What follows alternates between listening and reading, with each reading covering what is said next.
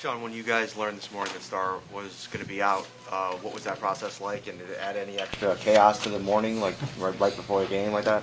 Yeah, a little bit.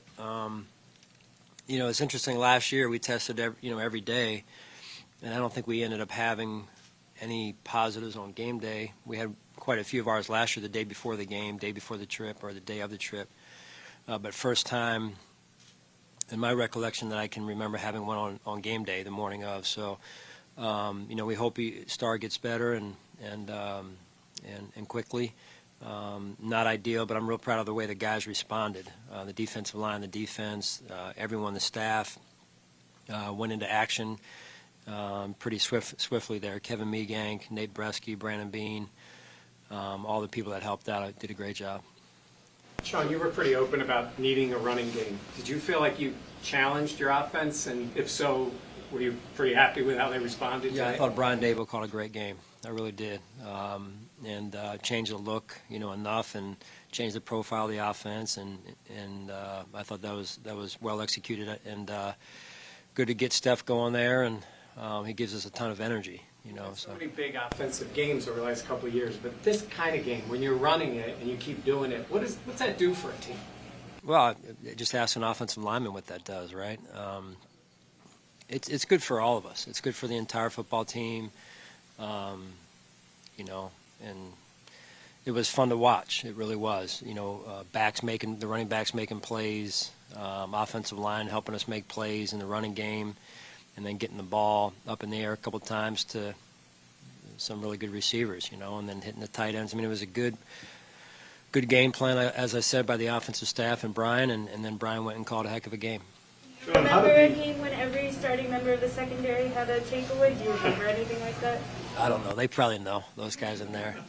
But, yeah, just, I thought the one that Trey got was high-level stuff there in terms of really just playing – his role in the defense, doing his job, and being where he was supposed to be, and that's always when you do that, and you see the execution, that's always fun to watch. I had mentioned that there's doesn't seem whatever he does, it's like he's almost at the sack week after week after week. He's been joking with Trey this week about it. How much have you been impressed with the way that he's played, even though that sack maybe hasn't come yet? You talking about Ed? Oh, yeah. Very, very happy with the way he's developing, with room to go still, and I think he senses that. He's seeing the fruits of his labor, the fruits of his approach, and the work that he's putting in. He's seeing it pay off, and when you're bringing a young player along, that's exciting and fun to watch at the same time. Sean, how much did the experience of last week, the week of preparation, whatever went on internally, how did all that kind of translate into what we saw on the field today, particularly on the offensive?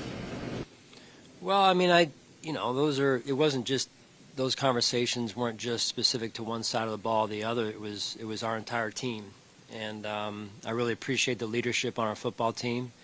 I thought they did a great job this week, leading at that level, and that's great. That's a big part of it. We need that every week moving forward, and so I just think at the end of the day, you try and define the reality of our situation and where we were and how we got there and where we need to go and what the vision is going forward. And some of those are encouraging conversations. Some are matter of fact and truth-filled conversations, and so I think that's the right balance. Sean, you mentioned Stephon Diggs and the energy he brings to the offense. Just kind of follow up on that. When he gets going like he did today, how much does that put the other team's defense really on their heels? Yeah, well, probably a better question for them, honestly, Josh. But he's an elite receiver for a reason, and let's not forget about E on the other side and what Cole did in the game, and then you bring Isaiah in and Gabe. I mean, that was again fun to watch. All 5 guys, maybe there was more, but I thought Gabe Davis made some huge plays for us as well. Your defense has allowed 6 points in the first quarter all season. What is it about when you guys come out of the locker room to start a game about kind of putting your fingerprint on things right away?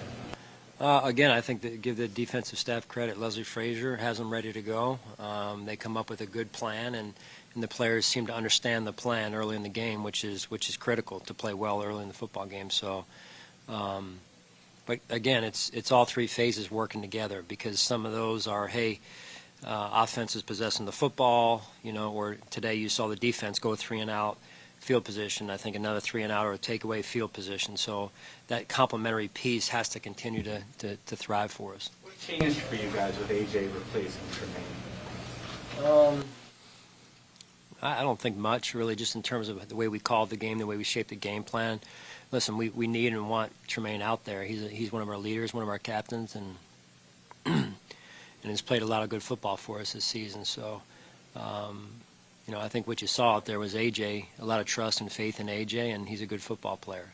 Sean, obviously you guys put Spencer Brown into the lineup for a reason when you did. What did you maybe miss when the last couple of weeks when he was out? And I know you like to watch the film on O-linemen, but can you give an early assessment maybe of what you thought you had today? Well, I can tell you, Jay, that I sensed an intensity and an energy from him.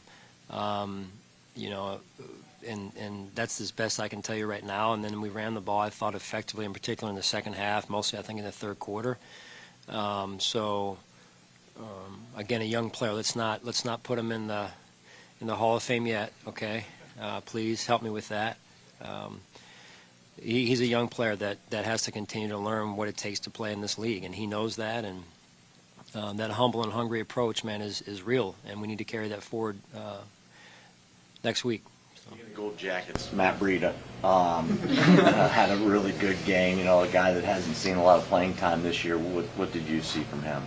Yeah, he gave us a spark, I felt. I thought the receivers, what I could tell, blocked well too. On the perimeter, some of those perimeter runs that we had spread throughout the backs. That takes wide receivers blocking, which to me is a very unselfish trait, and that'll go a long way for our team and getting Matt in some of those runs and giving us a spark like he did. We got to do a better job protecting the ball. So I didn't like the way we finished the game. So we'll work on that next week. Sean, how much had you planned on using Breida independent of Moss's situation with his injury? Meaning, how much did that weigh into whether or not Breida dressed today, or how much you used him? Yeah, he was going to be in the plan. It was just a matter of how much. So at the end of the day, it was he's up, he's active for the game, and again, I thought Dave's caught a great game in terms of getting him the ball in different ways. So so he was in the game plan. Just one catch.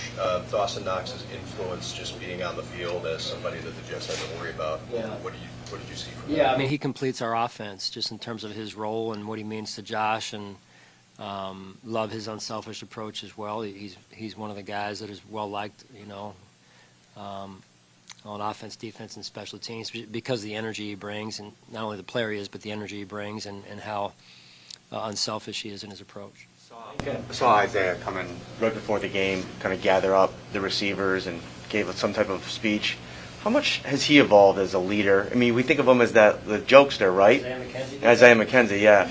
But how much has he evolved as kind of a leader, as a guy in the room that has the respect of his teammates? Yeah, we've got him from Denver 3 years ago now. Was it off on waivers or no? Yeah, practice squad, and you look at how far he has come as a person. He's always been a good person, but just how far he's come in his maturity, how he's developed off the field, and then how he's developed on the field. And I'm just extremely proud of him. I really am. It's you love when you see a person like that have success.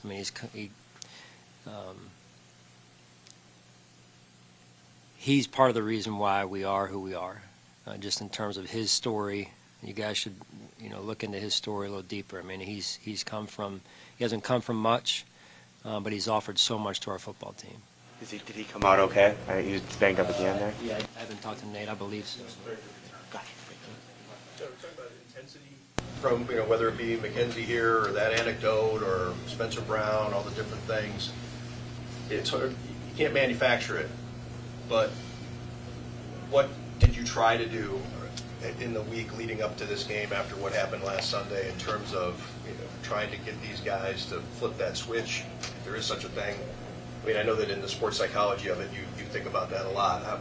What about that aspect of the approach? Yeah, I just felt, Tim, that really they did it. It wasn't anything I did, they did it. And it was led by the leaders.